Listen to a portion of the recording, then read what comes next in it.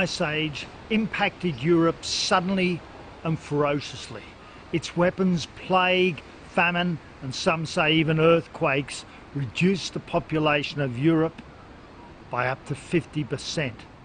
The virulence and death toll of the 1348 plague are unmatched in modern annals.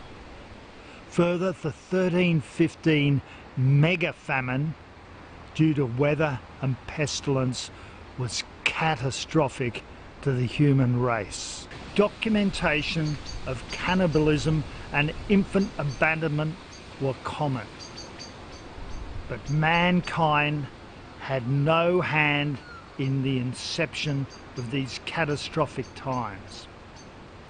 Greenland's one example of what could happen to the human race. Let's travel back in time and look at this scenario. Let's travel back to Greenland and the Vikings. Although the Little Ice Age is a scientific reconstruction, it covers a period when there was a significant and chaotic downturn in climate compared to our present era. It's classified into 4 periods from around 1280 AD to 1850 AD, covering roughly 600 years. These erratic periods science records as the Wolf, Sporra, Maunder and Dalton weather minima. This dramatic deterioration was not only cooler, wetter and windier on average, but vastly more chaotic. These are prime ingredients for famine and, curiously, the related plagues. The Little Ice Age followed a period known as the Medieval Maximum, around 900 AD to 1280 AD, which copious records reveal was much warmer than our modern times. For instance, grapevines grew in the area of today's shivering Wales and northern Germany.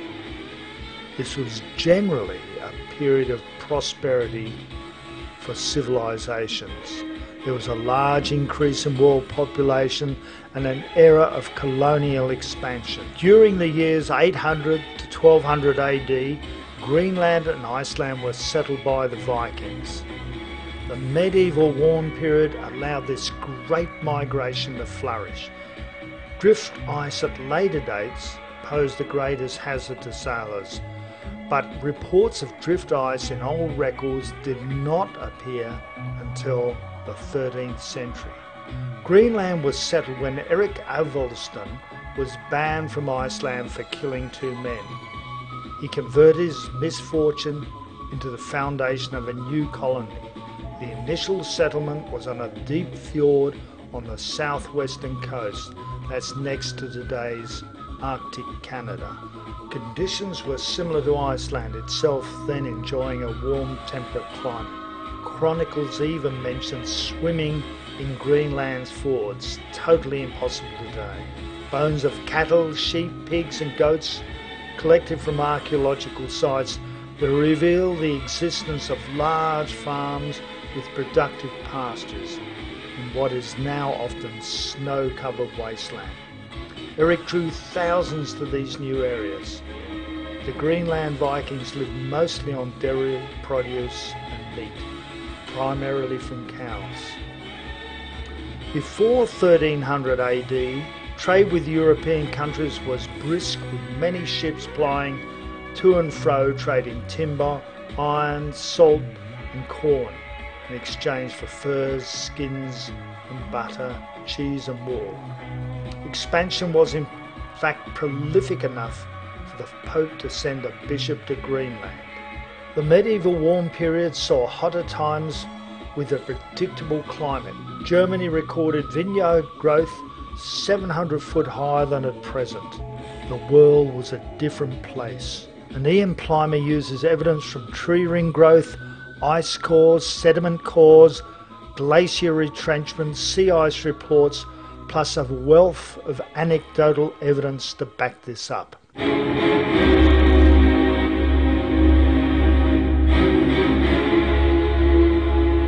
Little Ice Age dramatically changed this picture, with the growth of glaciers down mountains in both Europe and China, growth of sea ice, severe and prolific storms, high rainfall, colder erratic climates.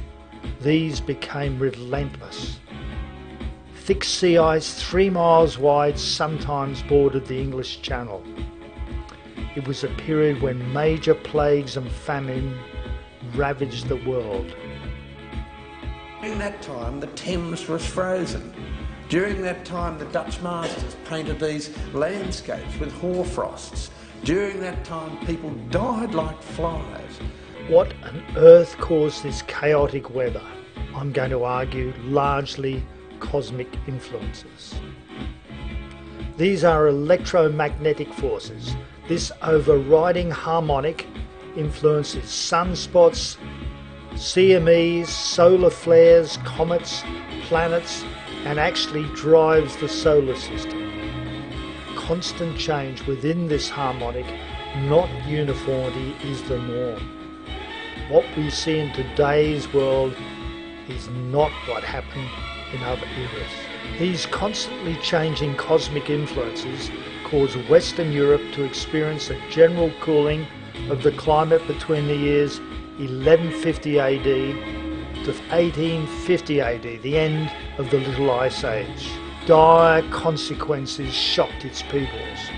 Not only was it colder, wetter and windier, but notably erratic and out of season. The colder weather impacted agriculture, health, economics, social strife, war and emigration. Increased glaciations, multiple severe storms and major floods and winds devastated society. Old sea logs and city records reveal all. But what happened to the Vikings in Greenland? By the year 1300 AD, 700 years ago, more than 3,000 colonists lived on 300 farms scattered along the west coast of Greenland. Around 1200 AD, drift ice forced ships further south to reach the settlements. In the 1300s, Baardsen wrote, "From Snæfellsnes in Iceland to Greenland, the shortest way, 2 days and 3 nights, sailing due west. In the sea there are reefs called Gunnbjørnnesja." That was the old route. But now the ice has come from the north, so close to the reefs that none can sail by the old route without risking his life. And by 1500 AD, the Pope complained that no bishop had been able to visit Greenland for 80 years on account of the ice. His Greenland congregation was already dead. The graves and ruins showed that the cold and lack of nourishment turned the average Greenlander from their 5'7" to a severely crippled, twisted and diseased dwarf-like 5 foot by 1400 AD. The Iceland Vikings fared little better, as is population shrunk from 80,000 around 1100 AD to only 40,000 by 1850 AD, at the end of the Little Ice Age.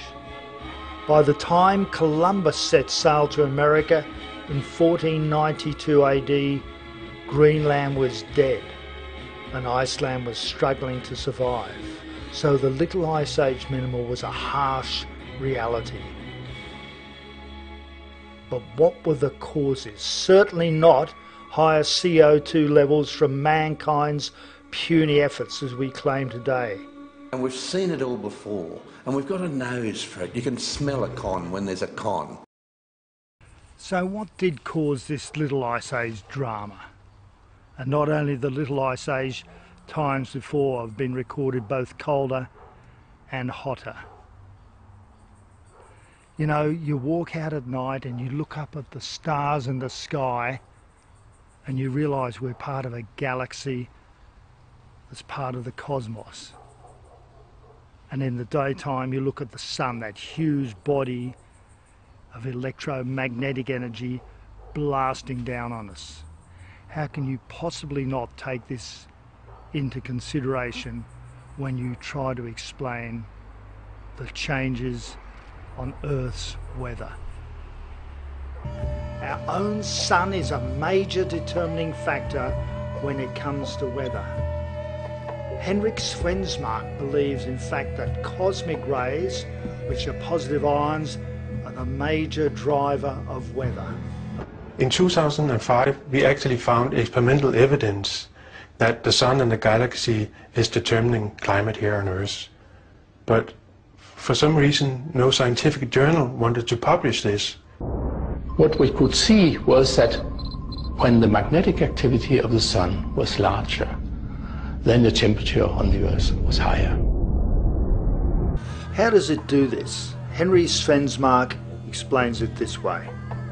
Our galaxy is full of high-energy cosmic rays, mainly produced from distant stars. This part of near space, the Sun's heliosphere, acts as a shield against these high-energy cosmic rays. If you have a change in solar activity from coronal mass ejections, sunspot activity or solar flares, this moderates the cosmic rays. Typically, from a CME, it drops 10%. Visualize the event that happened in 2003, where you had this ejection of plasma. This is the Earth, this is the Sun, and you see these two clouds coming out here. And I think it's it's a matter of a day or two before it reaches the Earth. Then you have a drop in the cosmic rays. What happens when a cosmic ray enters the atmosphere? Here's a simulation 16 kilometers above a city. Here we have a high energy proton entering the atmosphere, and as it does, it cascades and produces 1 billion or so secondary particles.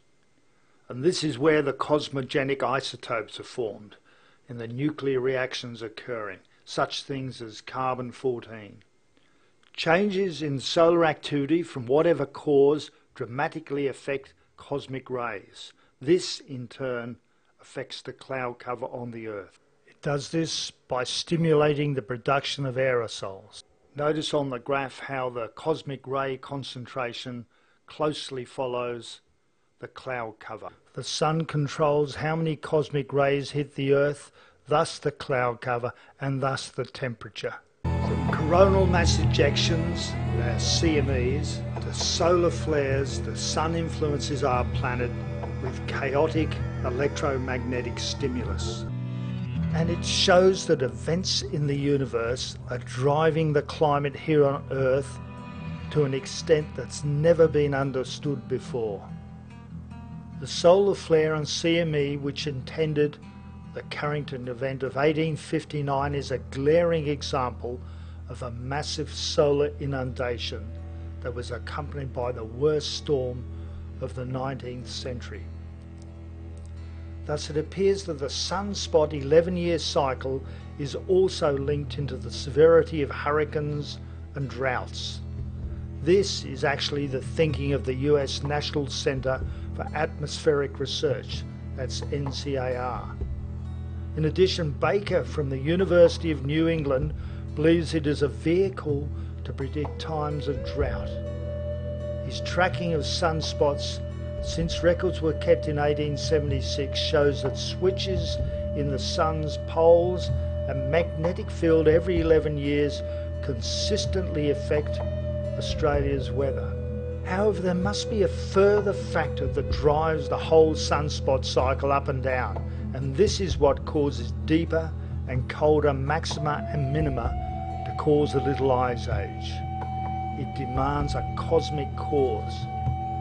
Historian Jean de Venette wrote a curious piece that may provide a clue to this unsolved mystery. And I quote, "In the month of August 1348, after Vespers, when the sun was beginning to set, a big and very bright star appeared above Paris. It did not seem, as stars usually do, to be very high above our hemisphere, but rather very near. As the sun set and night came on, this star did not seem to me, or other friars who were watching it, to move from one place. At length, when night had come, this big star to the amazement of all of us who were watching, broke into many different rays, and as it shed these rays over Paris towards the east, totally disappeared and was completely annihilated.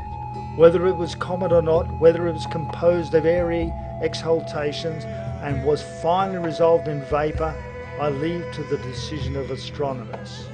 It is, however, possible that it was a presage of the amazing pestilence to come, which in fact followed very shortly in Paris and throughout France and elsewhere. Now, comets throughout history have been portrayed as predictors of doom. Bright comets are often historically in conjunction with plague, famine and earthquakes. Is this mere coincidence? But there's bigger questions here. Could these cosmic dramas that influence weather also be driving plagues, locust inundations, earthquakes and the very wars of mankind? And the big unanswered question, comets, historically always feared in man's history and legends. If a comet can hit Jupiter, Shoemaker Levy 9, or a comet can cause the sun to have a massive CME, could not they too be involved in this cosmic drama that affects weather, plague and earthquakes? Unanswered questions needing more investigation. We're going to follow this up.